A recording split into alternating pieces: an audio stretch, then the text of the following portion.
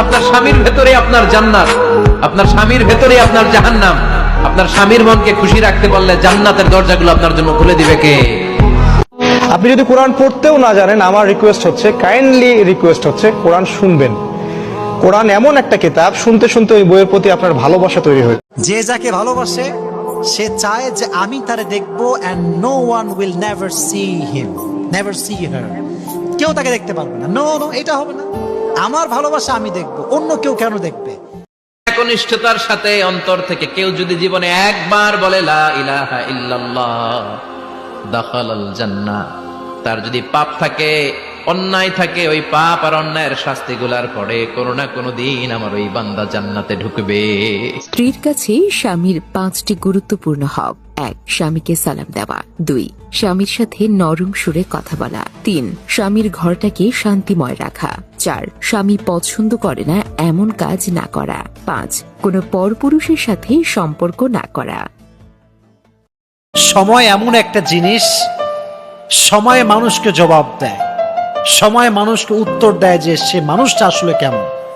আপনাকে যদি কেউ ভুল বুঝে ব্যাখ্যা দিবেন না, just wait for the right time. সময়ের অপেক্ষা করেন। সময় হচ্ছে এমন একটা জিনিস, এমন একটা কাঁটা, এটা ঘোরে আর কে কেমন এটা সত্যতা বলে দেয়। ঠিক কিনা বলেন?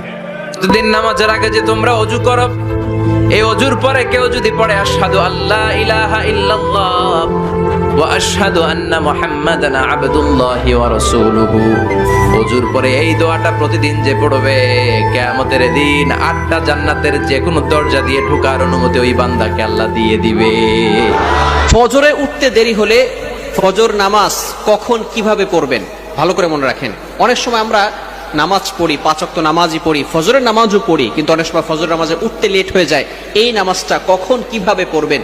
বর্তমান সময়ে শরীরের যে কোনো অঙ্গে ব্যথা হলে সেই ব্যথা দূরের জন্য অব্যর্থ এবং পরীক্ষিত একটা দোয়া আছে।